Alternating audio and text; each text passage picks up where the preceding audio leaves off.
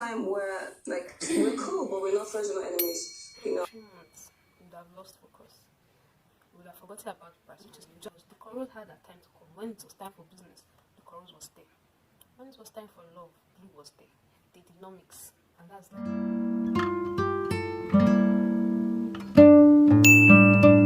Hi guys, today we'll be having a discussion on why you should have different personas and how to incorporate this in your life for success and for self-development. Having different personas help you make better decisions and helps you stay focused. So the first way to do this is to create a new version of yourself. Do this by thinking 10 years from now, where do I want to be? What's my source of income? What is your income level? What kind of job are you looking at? How's your body? How's your health? What kind of relationship are you in? Now, as you think of all these things, you are going to create that person now. And you're going to name her. You can give her one of your names. So what you are going to do is, you're going to embody that person now whenever you're taking any decisions. When you need to do something, you think, well, doing this, we should do this. The person I want to be 10 years ago, we should make this decision. Or will making the decision help me become her? For example, I will not start a YouTube channel if I'm thinking as my current self, because I'm a shy person, so I will not put myself out there. I don't have all the gadgets, so I will keep making excuses and I'll say I'll wait till the right time when I have everything I need to start. But thinking as the person I want to be 10 years from now, I know I have to start now. I know there's no perfect time. I know in time I'll get better on camera and all that. That's an example of how creating a new version of yourselves helps you make better decisions. When you start doing this, you realize that to become the person you want, you have to make a lot of sacrifices. Current you now wants a lot of instant gratifications. She wants to get pleasure from whatever you're doing now. But to be successful, you realize you need a lot of delayed gratifications. Your present self have to make a lot of sacrifices to become the future you. Not doing this can lead to self-resentment and lack of self-love. Because 10 years from now, when you've not achieved what you visualized, you look back at your past self and you're like, why didn't I put in the work? I knew the right thing to do. Why didn't I do this? You start to hate yourself 10 years from now and you achieved all what you thought you would have, or you even achieved more than you visualized. You'll be so confident. You look back at your past self with pride, like, yes, I put in the work. I worked for what I have now and I deserve it. It's paid off. So you need to understand that your present self is only interested in your own comfort. And to become the successful person you want to become 10 years from now, you need a lot of sacrifice and you need a lot of delayed gratifications. The second way to do this is to create different personalities based on your traits. And this is where the guest of the show comes in, my baby, Liquorose. She has 6 personalities and that's a lot. That's extra, but I'm going to be focusing just on Liquorose and Blue. One of the things that drew me to her was because she was a shy person. Rosen is a shy person.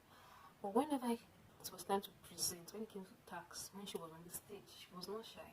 She took over the stage. When they're even in a group presentation, she was always in charge. Like, it's always baffled me. Like, how is this person so shy? But when it comes to doing all this, she's a different person. And from my interviews and all, I understood that that's why she chose the stage name Liquorose. So when she's Liquorose, she's not shy. She's not shy, she's confident, she's ready to take on the task. That's a trait I admire so much about her, because I'm a shy person, I'm reserved and quiet. But I don't want to be that. Because when I think of myself 10 years from now, like we talked about, yes, I'm a reserved person, but I'm not shying away from presentations or taking lead when it comes to stuff like that. Now to Blue, we all know Blue. Blue the lover girl. Blue is very expressive. We saw that a lot in the house. Now, I know people have different opinions when it comes to Blue, but to me, I know that being a lover girl did not stop her from achieving her goal in the house. She still showcased herself to the world. She was still focused on the money, despite being in love. A lot of us, when we fall in love, now being trapped in the same place with that person for 3 months, you would have lost focus. You would have forgotten about the person. You would just be wishing, okay, I wish to win this money, but you will not put in the work. You will not even be thinking about showing yourself to the world. You will not be thinking of putting extra effort in tax because we are in love. Regardless of how things turned out, I feel like she put in the work. She knew when Blue had to come out and when Blue had to take the back seat. Because Rose had that time to come When it was time for business, Liquorose was there. When it was time for love, Blue was there. They did not mix. And that's having two different personalities and knowing the appropriate time for them instead of making decisions based on one. I think it's really important for young ladies to know how to separate their feelings from their purpose or from achieving their goal. This is something she also did in the reunion. Despite being a very emotional person, we saw how she handled that at the reunion. She had to say what she had to say, so she had to keep her emotions in check, not even a tear roll down. So you need to know how to keep your feelings aside when it's the right time. If you're a lover girl, create that version of yourself. Set boundaries. This is when you have to come out. This is when you cannot come out.